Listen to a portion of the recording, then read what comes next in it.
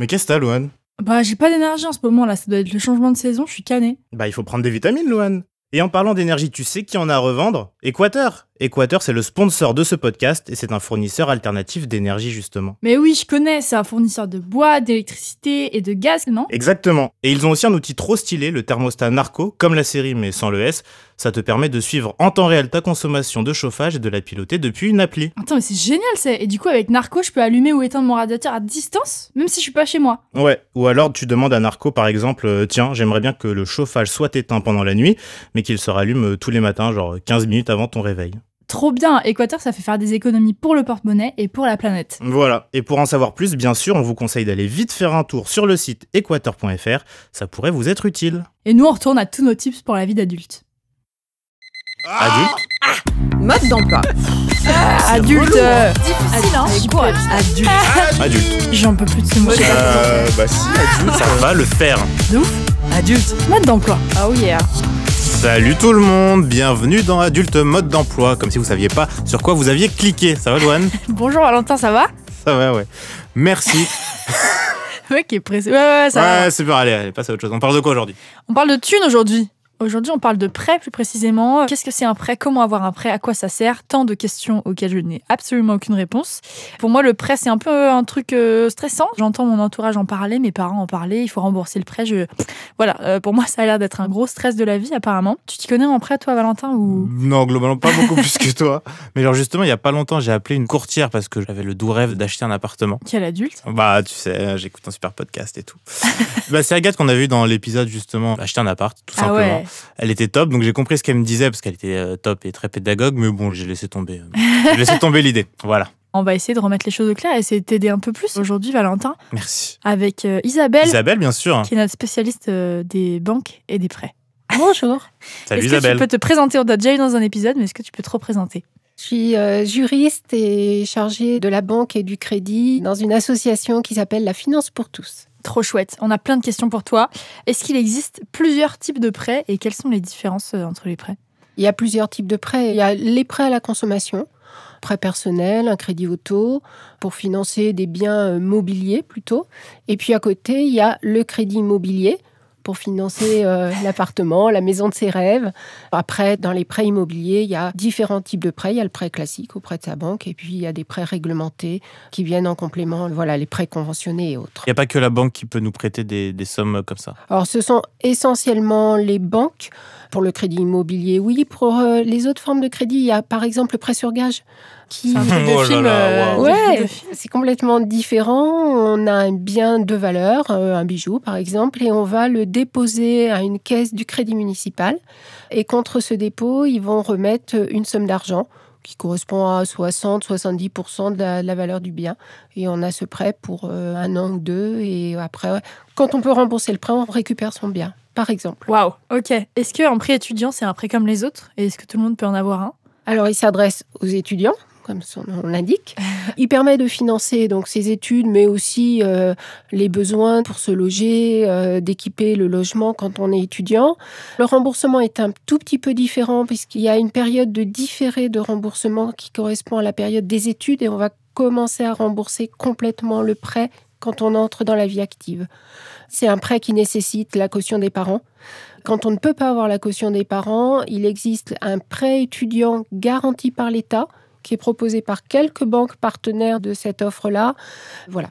Du coup, les prêts, c'est quand même des grosses sommes d'argent. Est-ce que ça veut dire qu'il y a parfois des arnaques qui vont avec? Et est-ce qu'on doit se méfier de certaines choses? Il peut y avoir des arnaques sur Internet ou sur les réseaux sociaux où des personnes vont te proposer de l'argent à des conditions intéressantes facilement, même si tu as des difficultés financières par exemple, mais qui vont demander à ce que tu verses de l'argent pour obtenir le prêt, qui vont te demander une première fois un premier versement, un deuxième, et tu n'as toujours pas le prêt, tu n'as toujours pas l'argent sur ton compte. Et là, attention, parce que classiquement, un banquier ne demande jamais d'argent, il n'a pas le droit de demander le versement d'argent avant que le prêt soit sur ton compte. C'est bon à savoir. Et est-ce que c'est vrai que c'est dur d'avoir un prêt? Parce que j'entends beaucoup autour de moi de « j'ai pas eu de prêt, comment on fait pour avoir un prêt » et tout. On peut ne pas avoir le prêt, il n'y a pas de droit au prêt.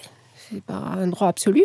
Donc le banquier, il va analyser ta solvabilité, savoir si tu as la capacité de rembourser le prêt. Et du coup, comment on peut calculer ce que va nous coûter le prêt en plus de ce qu'il faut rembourser, parce qu'il y a des taux d'intérêt, tu disais, comment on calcule tout ça?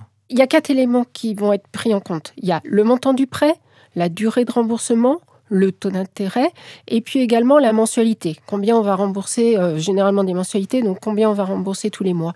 Il y a tout ça qui entre en ligne de compte. En plus du taux, il va y avoir souvent des frais fixes, par exemple des frais de dossier. Taux plus frais de dossier, on calcule un TAEG. En gros, le taux d'intérêt, c'est ce que nous coûte le prêt, ce qu'on rembourse en plus, quoi. C'est le coût du prêt. Et comment on fait pour savoir si on peut rembourser pendant 20 ans, 30 ans Est-ce qu'on peut le savoir? C'est angoissant. Hein. C'est difficile. Hein. On n'a pas de boule de cristal, personne. Ouais. Il faut déjà, au départ, un peu faire son budget, voir si on peut effectivement se lancer dans un crédit qui va être sur une longue durée, donc généralement pour du crédit immobilier. Après, il y a peut-être des précautions à prendre. Souscrire un crédit immobilier avec, par exemple, une possibilité de modulation des échéances. Ça veut dire qu'on a la possibilité de les réduire pendant quelques temps, si on a quelques difficultés financières, ou à l'inverse, on peut les augmenter. Si d'un seul coup, on change d'emploi, on double son salaire, et on peut dire, aller voir son banquier et lui dire j'augmente mes mensualités. J'ai plein de thunes, monsieur. Voilà. Et si j'arrive pas à rembourser, qu'est-ce qui se passe? Est-ce que les huissiers viennent toquer chez moi? Qu'est-ce qu'on fait? Alors, dans un premier temps, il faut aller voir ou contacter son banquier, le prêteur, lui dire voilà, j'ai des difficultés. Est-ce que je peux négocier un allongement du remboursement? Ça se fait ça de ne pas payer pendant quelques mois et de repayer après? Il faut l'accord. Ouais. Donc c'est pas automatique. C'est pas impossible. C'est pas impossible, mais c'est pas automatique. Si on a souscrit un crédit avec modulation, là on peut faire jouer peut-être la modulation. Si cette étape-là, ça fonctionne pas ou c'est pas suffisant, tu as la possibilité d'aller en justice, demander un délai de grâce pendant 2 ans maximum. Ça, c'est le juge qui va l'accorder. Et puis vraiment, en cas de grosses difficultés, on peut déposer un dossier en commission de surendettement. Ça fait un peu peur, mais ça peut permettre de régler la situation en cas de difficulté de remboursement de crédit ou de dette de la vie quotidienne. Mais ça veut dire qu'au final, on perd le bien ou... Pas nécessairement. Ah bon? Pas nécessairement. Il faut essayer de négocier donc, des délais de paiement. Il y a aussi les assurances. Si le problème, c'est parce on est tombé en accident, on est en invalidité, on a pris un crédit immobilier avec une assurance décès invalidité, peut-être que cette assurance peut prendre le relais temporairement. Ok. Est-ce qu'on peut prendre un prêt à plusieurs? Généralement, non. Enfin, les parents, par exemple, pour le prêt étudiant, les parents vont être caution. Mais c'est pas le prêt, il est à ton nom. Quand on est co-emprunteur, chaque emprunteur est responsable du remboursement de la totalité. Il y a une solidarité qui est importante et il faut l'avoir en tête. Quand on est caution ou quand on emprunte et qu'on a quelqu'un qui se porte caution, la caution s'engage aussi à rembourser la totalité du prêt si toi, tu ne peux plus le rembourser. Okay. Donc, attention à ces engagements. Et est-ce qu'on peut emprunter de l'argent pour tout? Genre si on va acheter un appart, ok, une voiture. Ce sont des crédits à la consommation. Plutôt, par exemple, pour une voiture, un crédit affecté. Donc, c'est un crédit qui est pris et qui est souscrit vraiment pour financer ce bien-là. Une automobile, ça peut être aussi pour un canapé, par exemple, ou autre. Après, il existe aussi les crédits renouvelables. Ces crédits renouvelables, ce sont des crédits, comme le nom l'indique, qui peuvent se renouveler. À chaque remboursement, on reconstitue le crédit. Donc là, c'est quelque chose qui est souple, mais qui peut être dangereux parce que on le maîtrise pas très bien. Ces crédits-là, on les a surtout en magasin. Quand on prend la carte du magasin, très souvent, elle est liée à un crédit renouvelable. Et les prêts à la consommation, c'est un truc qui peut être très dangereux, non? J'ai entendu des histoires de gros intérêts et on fait des prêts pour rembourser les prêts et tout. C'est un engrenage, en fait. C'est pas un truc facile à faire, non? Alors, il faut éviter l'engrenage. Les taux peuvent être élevés en sachant qu'il y a toujours un taux maximum, ce qu'on appelle un taux d'usure. Bon, il y a différentes catégories d'usure selon le montant du prêt pour un crédit à la consommation. Là où ça peut être dangereux, c'est quand on commence à prendre un crédit pour rembourser un autre crédit. Ça, effectivement, là, c'est dangereux. Ou quand on cumule plusieurs crédits. L'idéal, c'est d'arriver à maîtriser la situation, à se constituer une petite épargne de précaution pour faire face aux coups durs et ne pas être obligé de souscrire un crédit au dernier moment qui peut coûter cher. Et dernière question, si j'ai l'argent qu'il faut pour m'acheter une voiture ou une maison ou quoi, est-ce qu'il vaut mieux que je prenne un prêt? Parce que j'ai entendu dire qu'il valait mieux faire un prêt même si on avait les sous. Alors, pas toujours, ça va dépendre de la situation. Quand le crédit coûte plus cher que ce que peut rapporter l'épargne, là, on n'a pas intérêt en fait à prendre un crédit, mais plutôt à utiliser son épargne quand on en a, bien évidemment. Si par contre, le crédit coûte moins cher et que l'épargne rapporte plus, on a intérêt à conserver de l'épargne pour qu'elle continue à rapporter et donc là, souscrire un crédit. Mais l'idéal, c'est pas d'exclure l'un ou l'autre, c'est de mixer un peu les deux. Mettre un petit peu d'épargne, prendre un peu de crédit. Dès qu'on peut reconstituer son épargne, on peut peut-être rembourser par anticipation son crédit, en partie, c'est possible. Tout ça, c'est possible, c'est à combiner. Ok, c'était très complet, merci beaucoup. Merci beaucoup Isabelle. Valentin, qu'est-ce qu'on retient de cet épisode ? Déjà, on fait attention au taux d'intérêt. C'est en gros le montant que nous coûte le prêt. Donc, c'est ce qu'on doit rembourser à la banque pour ce service qu'ils nous rendent. Merci la banque. Aussi, il faut faire attention aux crédits proposés sur les réseaux sociaux parce que ça peut parfois être des arnaques. Tout le temps, en fait, il faut être accompagné par un service agrégé parce que sinon, c'est potentiellement une arnaque. On redouble de vigilance.